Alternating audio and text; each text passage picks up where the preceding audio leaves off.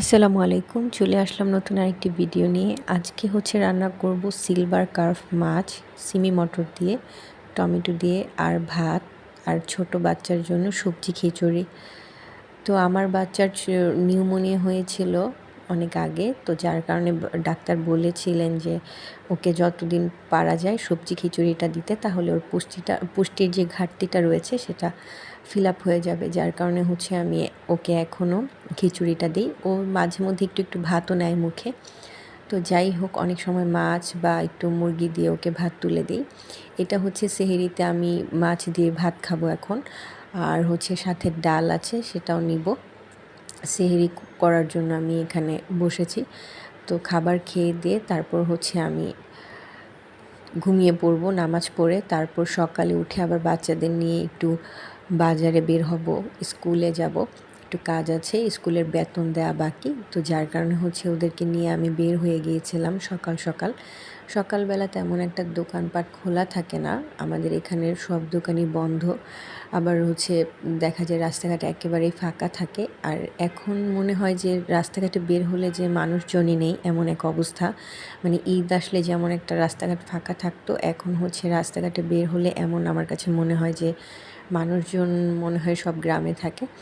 তো যাই হোক, এখানে আমি মুদি দোকানে যাব, তারপর কিছু সবজি নিব, বাচ্চার স্কুলে যাব, সব কিছু মিলেই। আর বাচ্চার স্কুলে আবার পরীক্ষা শুরু হয়ে গিয়েছে। তো যার কারণে বেতনটা, তারপরে ফিটা দিয়ে অ্যাডমিট কার্ডটা নিতে হবে, না হলে আবার একটু সমস্যা হয়ে যাবে। তো এই অবস্থা। বাচ্চার স্কুলের বেতন দিয়ে তারপর আমি বাজার সদাই করার জন্য যাচ্ছিলাম। আমার বাচ্চার দুধ নিতে হবে, তারপর সবজি নিতে হবে, সব কিছুই আমি কেনাকাটা করব। তো এই সাইডে বাচ্চার দুধটা পাচ্ছিলাম না, পরে রোডের এই পারে আবার আসতে হয়েছিল। তো পরে এইখান থেকে আমি দুধ নিয়ে নিব। এই এই সুপার শপটাতে সব কিছুই পাওয়া যায়, কিন্তু মানে একটু দাম বেশি নেয়। আর মুসলিম বাজারে বড় দোকান আছে, ওখানে বাচ্চাদের দুধ, ডাইপার সব কিছুই দাম অনেক কম। এখানে আবার 5-10 টাকা একটু বেশিই রাখে।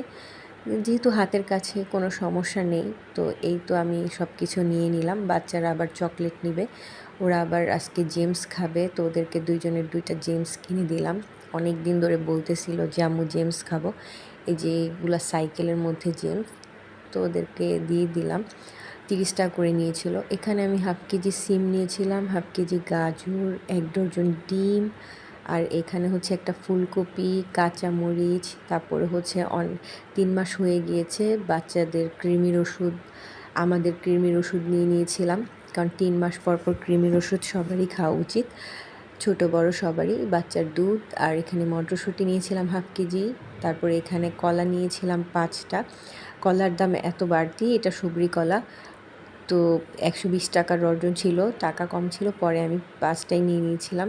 আলু নিয়েছিলাম 1 কেজি, 1 কেজি পেঁয়াজ, যা যা দরকার ছিল আর কি সবই আমার কেনাকাটা হয়ে গেছে। টোস্ট নিয়েছিলাম, যদিও রমজান মাসে টোস্ট খাওয়া হয় না, তবে অনেক সময় বাচ্চারা চায়, তারপর ইফতারির পরে যদি চা খাই তখন একটু লাগে। তো টোস্ট বিস্কুট দিয়ে চা, তারপর মুড়ি, এগুলো আমার অনেক পছন্দ। অনেকের, আমার বাকরখানিটাও আমি খুব পছন্দ করি। আর ওই বিস্কুটগুলো বাচ্চাদের জন্য নিয়েছিলাম।